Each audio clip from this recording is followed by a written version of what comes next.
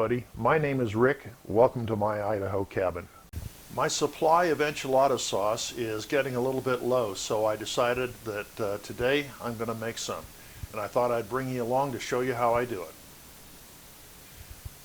The chilies that we're going to be using today to make the sauce are 10 Guajillo chilies and 5 ancho chilies and a couple of chilies, chipotle chilies and adobo sauce. So the first thing we have to do is prepare the peppers, and that is basically breaking the tops off of them and taking the seeds out. So let's do that. Okay, here's one of the chilies, and to take the top off and squeeze it a little bit. And there we go. And I'm going to break it up just a little bit. I'll put it, show you. Break it up just a little bit.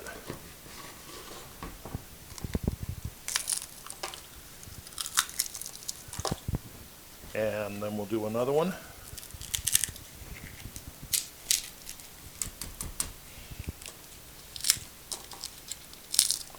Okay, and I'll bring you back when all of them are done. Okay, here are all the dried chilies. I don't have any canned chipotles and adobo, so what I'm going to use today is some diced chili, chipotle chilies in adobo instead. Same thing. Since we're going to be using the inversion blender anyway, it doesn't going to matter. On the stove in the background, I have 6 cups of my homemade chicken broth warming up.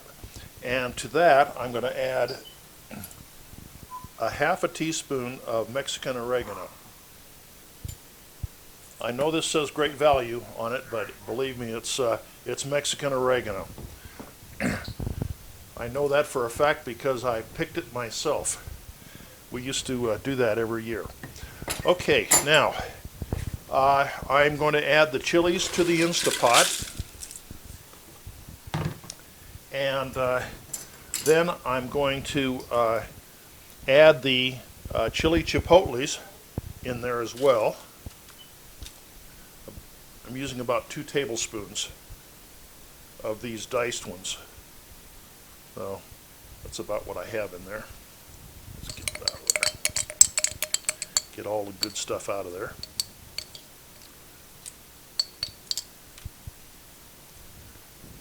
Okay, now let's see. I'm going to use 1 teaspoon of the of cumin.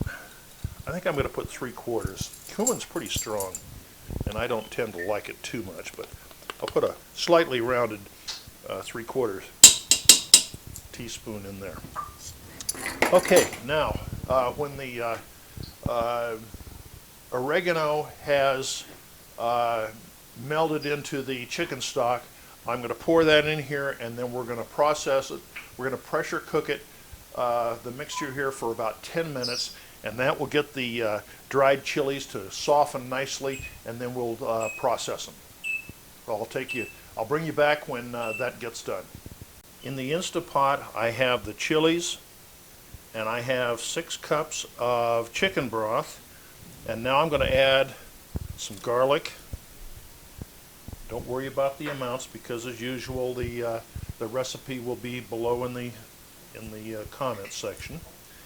I'm going to add 2 bay leaves and a half an onion that's just been roughly chopped.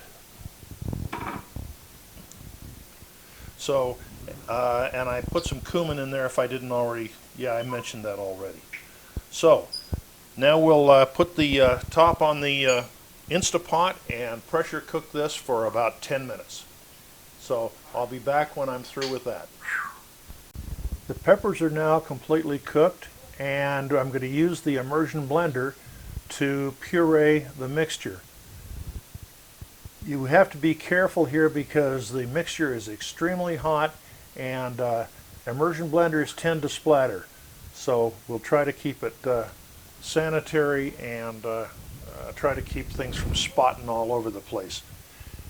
Naturally, I wore white today, so I kind of have a feeling that I'm going to lose this effort, but we'll give it a try anyway.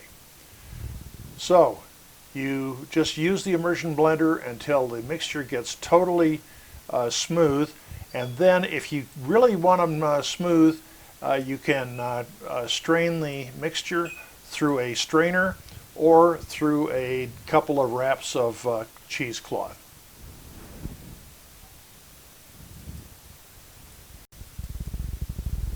Okay, that looks pretty good right there.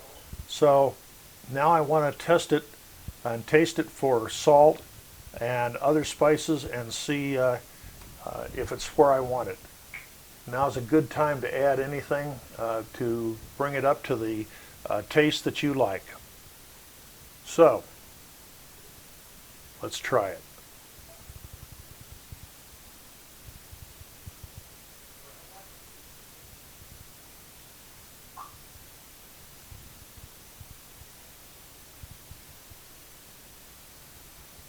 Okay, that tastes pretty good.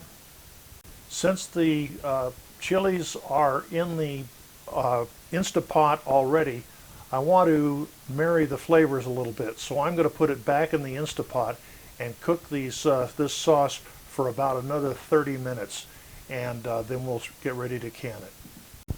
Okay, today I'm going to can in the pint jars. So the recommended time for the pint jars is 20 minutes at the pressure recommended for your altitude. Oops, there goes a tone. Let's hope it's not us.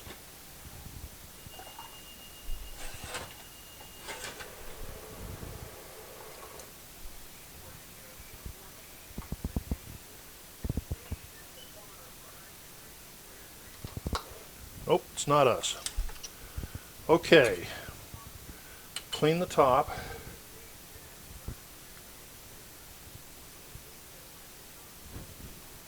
And we got a clean top. And the canner is sitting there with simmering water right now. So I'll do one more and then we'll get back when it's all done.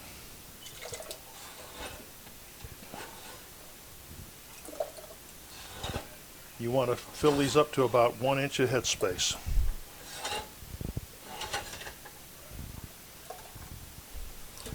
A little more.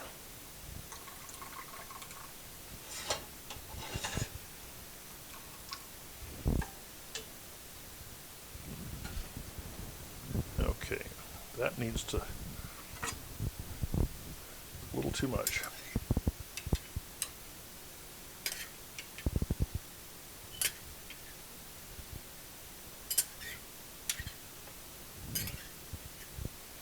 Okay, that's about right. Now we'll clean this top.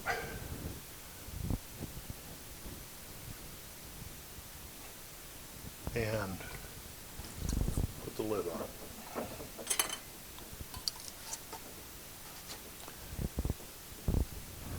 And I'll be back when the canner's ready to go. Well, I just opened the canner after its processing time, so let's see what they look like.